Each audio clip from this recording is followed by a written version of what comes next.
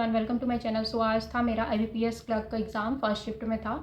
तो सबसे पहले बात करती हूँ मैं, एग्ज़ाम सीक्वेंस थी वो चेंज हो गया है। पहले रीजनिंग ओपन हुआ था, देन उसके बाद इंग्लिश ओपन हुआ था, देन क्वांट हुआ था। जनरली क्वांट और रीजनिंग शफल करते थे, लेकिन इस बार उसने इंग्लिश को मिडिल पे कर दिया है।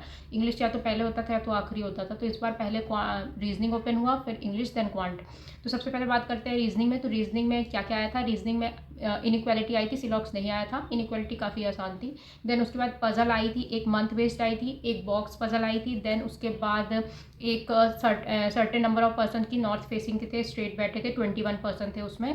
देन उसके बाद एक आई थी सर्कुलर अरेंजमेंट था 8 लोगों का, बहुत नॉर्मल था, सब नॉर्थ फेसिंग थे, वो भी इजीली बन रहा था। देन उसके बाद एक वो ऑर्डर रैंकिंग वाले क्वेश्चन आए थे। उसके बाद मिसलीनियस आए थे। मिसलीनियस में वो कॉन्सोनेंट और वोवेल इधर उधर करके जो एक सीरीज होती है वो आई थी। देन उसके बाद एक वर्ड आया था, उसमें मिंट बन रहा था। आप बताना आपका भी मिंट बना या नहीं, मेरा तो सिर्फ मिंट ही बन रहा था उसमें से। देन उसके बाद एक नंबर आई थी, उसमें करना था नंबर को कि उसमें ऑर्डर इवन को ऐड करके सब्ट्रैक्ट करके उसका डिफरेंस बताना था। और एक नंबर आई थी जिसमें से आपको आई थिंक जो नंबर 5 से कम है उसमें कुछ ऐड करना था, और जो 6 से कम है या 5 से ज़्यादा कुछ ऐड सब्ट्रैक्ट करना था, एक वैसे आई थी। तो ये था पूरा रीजनिंग का सीक्वेंस। रीजनिंग अच्छा था, बहुत ज़्यादा हार्ड नहीं था, बहुत ज़्यादा इजी भी नहीं था, अच्छा था रीजनिंग। और जो पजल के एक दो ऑप्शन थे, जैसे आपको पता ही होगा कि डायरेक्ट नहीं आते कि इसके बीच में अगर इतने लोग हैं तो किसके बीच में होंगे, तो वो थोड़ा सा घुमा के पूछ देता है। और पजल सारी आसान थी, कोई ऐसे डबल वेरिएबल कुछ भी नहीं था, तो ईजिली बन रही थी। देन उसके बाद ओपन हुआ इंग्लिश। इंग्लिश की मैं बात करूँ तो इंग्लिश का जो RC था वो एक लेडी के ऊपर था, लक्ष्मी थी, वो आई थी, उसने कुछ फार्मिंग कल्टिवेशन चालू किया था और ये सब मिलेट्स का और इसका। तो ठीक था, पैसेज भी ठीक था, बहुत हार्ड नहीं था, वो भी ईजी था, बट हाँ थोड़ा सा ऐसे ट्रिकी बोल सकते हैं, बट ठीक था, अच्छा था।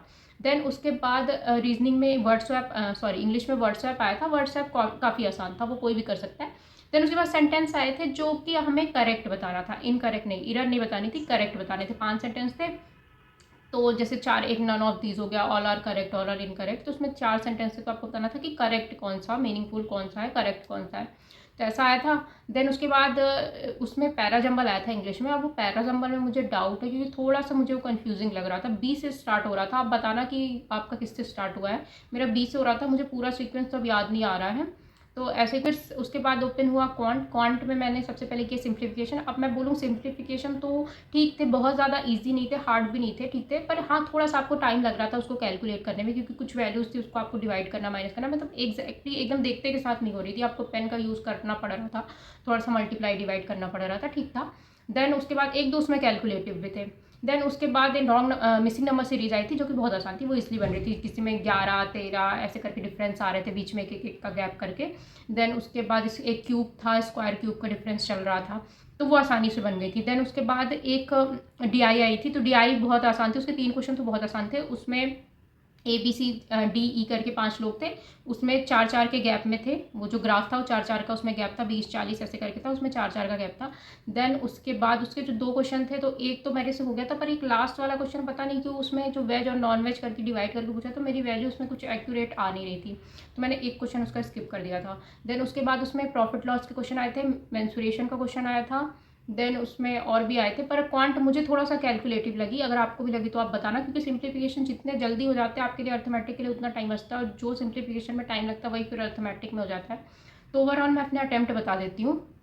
तो सबसे पहले रीजनिंग में मैंने ऑल टोटल 35 अटेम्प्ट्स किए हैं। बताना मिंट वर्ड अगर सही होगा तो मेरा वो भी सही है, क्योंकि जनरली मैं वर्ड फॉर्मेशन छोड़ देती हूँ, पर मेरे पास रीजनिंग में काफ़ी टाइम, 3-4 मिनट लास्ट में, अब अप्रॉक्स मेरे पास 3 मिनट एक्स्ट्रा थे और मेरा पूरा हो गया था।